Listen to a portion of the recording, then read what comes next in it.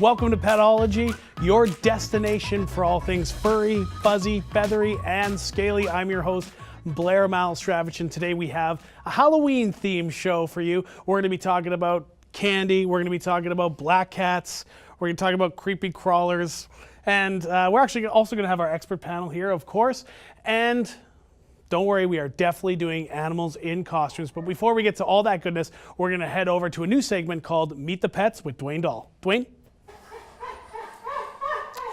Hey everyone, I am here in the bowels of the Shaw Studios, which we have converted to a doggy green room of sorts.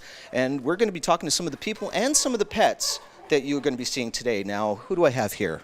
Hi, I'm Ruth, and I'm from Rough House Boarding Kennel and Training Center.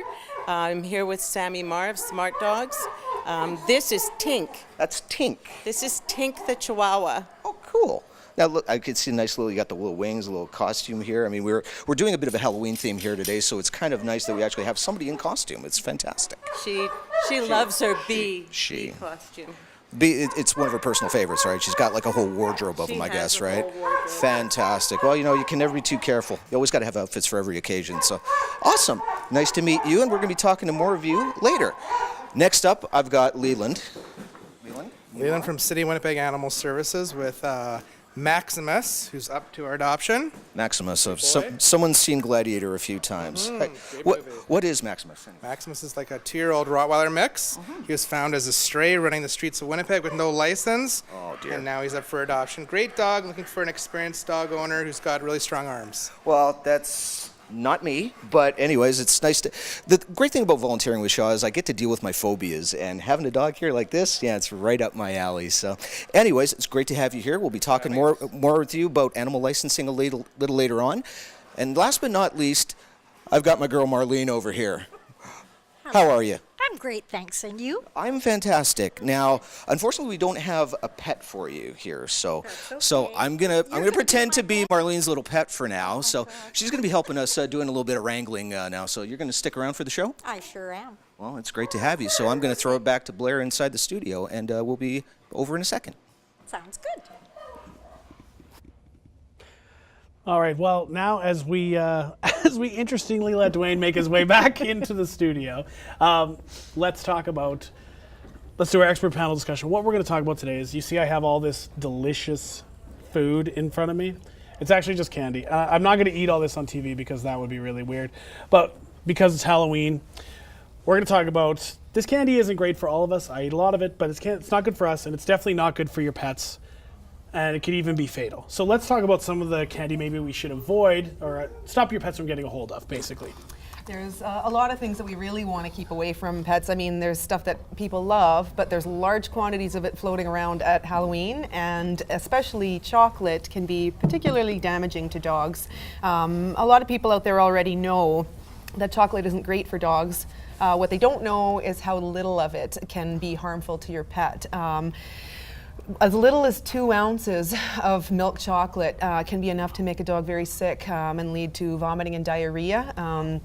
If you ante up to 3 ounces, you can get into a state where animals will have seizures, and anywhere between 4 and 5 ounces can be fatal. When you start looking at things like dark chocolate and semi-sweet chocolate, the effects are even more pronounced. For a small dog, say 11 pounds and under, as little as 2 ounces of dark chocolate or semi-sweet chocolate can be fatal to a small dog. Oh, wow. So that kind of stuff really needs to be kept away from them.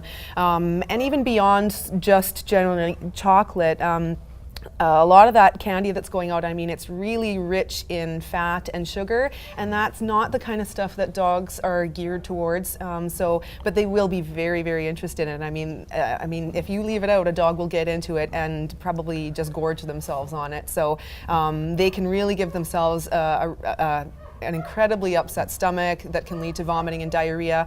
Some dogs can progress to the point where they have pancreatitis, and they may need to be hospitalized and have a lot of treatment.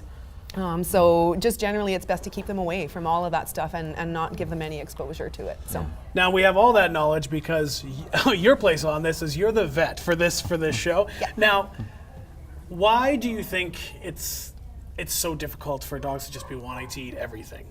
I think they're geared towards trying to get in food when they can get it. I mean, there's still that basic instinct that if there's food there, I'm going to eat it because it may not always be there. And that goes back to generations ago when they were wild. And food wasn't always available on a daily basis. And so if something delicious presents itself, I mean, a dog is going to go for it. So, and they're not as inhibited as people are. I think the packaging doesn't help either. You have something that's that shiny or that pronounced graphically or whatever, that's probably one of the worst things you can see because it's going to gravitate right towards it. That's a great The point. crinkly sound. Yep, Exactly. absolutely. We talked to our trainer, Sammy Marr, of course. What do you think dogs are seeing when they see anything that makes that crinkle sound? Yeah, well, I think like he was saying, the shine, the crinkle sound, you know, tearing it apart. I know lots of dogs, it's just the fun in that.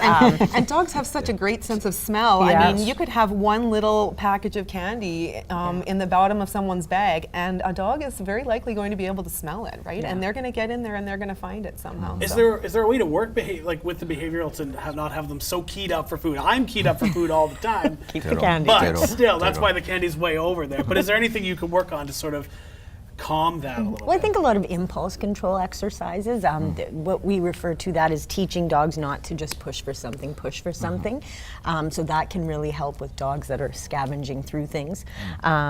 But I mean, training in general, the more a dog listens, so even if they're going to grab, they have the grapes in their mouth or something, and you tell them to drop it or leave it, Right. you know, they'll spit it out. So Some of it is training the people too, right? Yes. Where it's, Yes, I mean, for sure. you can have a dog that's very well trained, but you're not going to go out of your way to throw temptation at your dog. Yes. And so, Of course. you know, Yes. it really becomes about making sure that you're not doing anything to increase the risk of ingestion Yeah. of things that are not good for your dog. So one thing we want to talk about, which is you brought along some great examples. Sammy was saying she brought up the grapes, but let's talk about some of the other things that we should try to avoid our dog getting a hold of. Yeah, I mean, this time of year, I mean, Halloween is a big one, but I mean, we're also gearing into Thanksgiving, and Christmas is not far around the corner. There's a lot of things for people to leave out that their dogs can have access to. Lots of people baking, so chocolate is a big one. Also, we have to worry about people baking where they might be using raisins. And I mean, what we've we don't have it down to an exact number or how each individual dog is going to be affected, but for a small dog, as little as 14 to 15 grapes can affect them and can be toxic to their kidneys. And when you think about how that translates to raisins, I mean, raisins are basically just dehydrated grapes, right? So that becomes literally almost less than a tablespoon of raisins that can be toxic to your pet. Basically, what you could say is almost there's no real safe level Yeah. of something sweet. You're better for- just to not expose Yeah. them at Like, all to it. when it hits the ground, you go get it Yeah. before Yeah, they get it. absolutely. That's the best Yeah. thing. Yeah. that's Better like for- training to leave it. Yeah. Yes. Yeah. Train to leave I'm it. bad Leave it. because I will admit sometimes I drop in. I'll go, the dog will get it. We don't want the dog to get it because that can be scary. Now, I said scary, which is a brilliant segue into Halloween costumes. We have. He's done this once or twice before. Yeah, right? It's that good. Don't brag because it's not that great. We're basically what we're going to talk about here is I posted something on our social media, which of course we'll talk about social media later. I sent out, come on guys, all you pet lovers out there, what I need to see the examples of some of your pets in costume. Now, we don't have a stance on this. We don't say it's not good to put your pet in a costume. We don't say it is good to put your pet in a costume. It's whatever you want to do. And of course, as you were saying, just whatever your pet is comfortable with. So let's take a look at this first one. This is, oh, we lost it. Halo disappeared. There. Halo. Yeah, Haley is dressed as it looks like a fairy princess. Yep.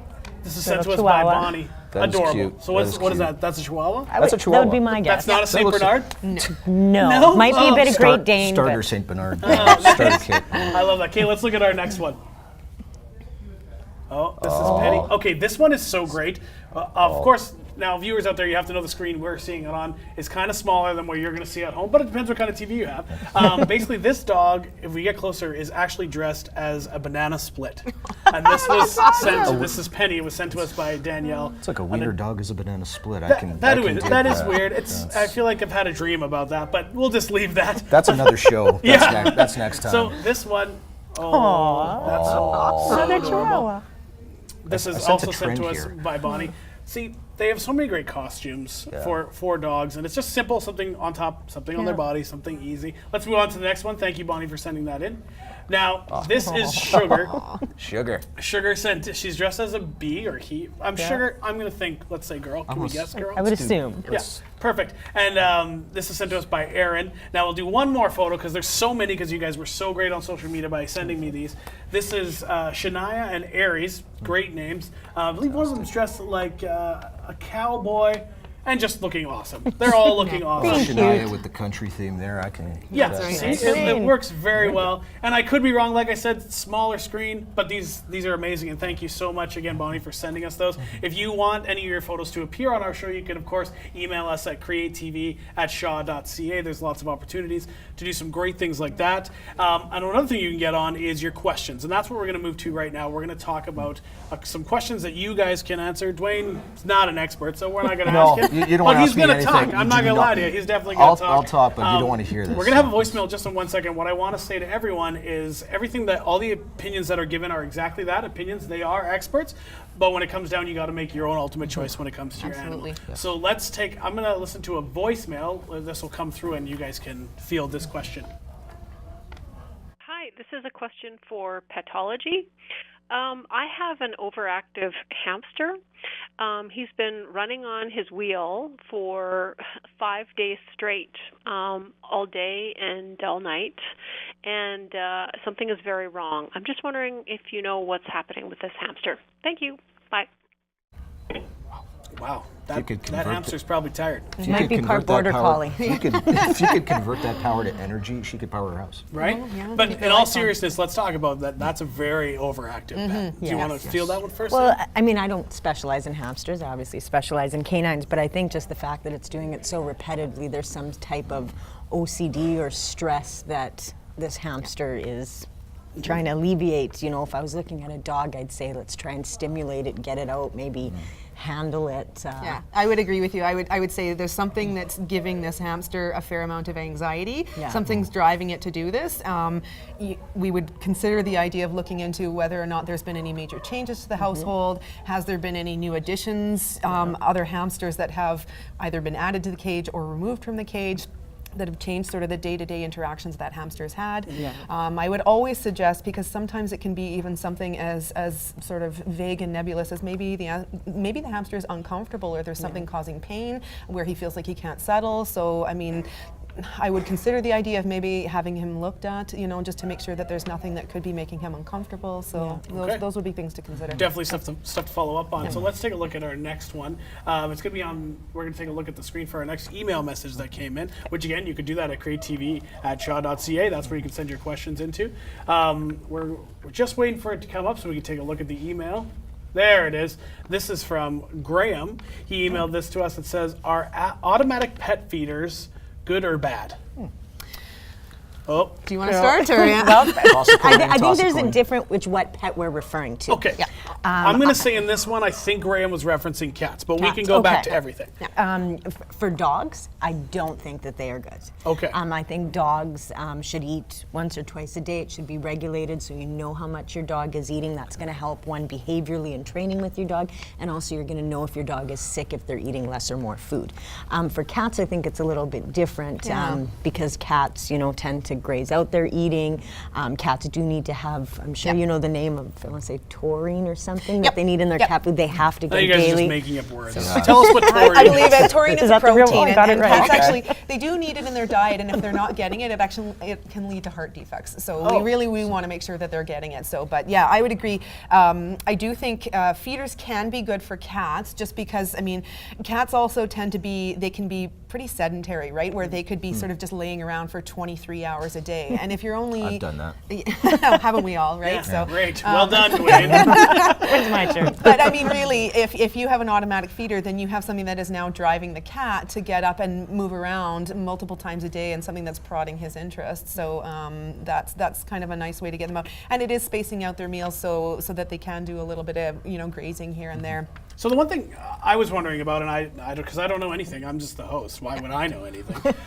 Is there a level of connection with feeding the animal, having that connection to come together? Because I recently, I'm going to say, became a dog owner, and a lot of times my girlfriend says, "Oh, well, it's it's because I feed her. That's why she's Yeah. nice to me. Now, is there actually some truth to that? Hugely, hugely. I think it absolutely, by you feeding the dog, creates that bond. It teaches them to look to you for guidance. And I tell a lot of my clients, think of dog food as money. So every time the dog does something, you're paying them, you're the bank. So obviously that dog's gonna respond more to you, listen to you, and be more in control, as opposed to if you just put a bowl down every day and there it is, go to town. So hugely, I agree. Food is a resource to them, and if you become that resource provider, there's always going to be a level of attachment to whoever is providing that resource on a regular basis. It's taking over the house now. It's all him Right? now. It's all him. Sounds gonna like It's all me you, better. buddy. It's all you. We still have lots more to come, and thank you very much for your opinion. We'll see you guys again. Now, we're talking about cats and we're talking about dogs. We're also talking about cats and we're talking about dogs on our Shaw TV Winnipeg Facebook page, where you can poll to see which one you like better. Sammy, I'm going to guess what your answer is, but you can put it on Facebook and we'll talk about it in a different episode of the show. We have creepy crawlers coming up next, so that means I'm getting out of the studio and Dwayne's going to take over, but still lots more to That's why come I'm here. on Petology.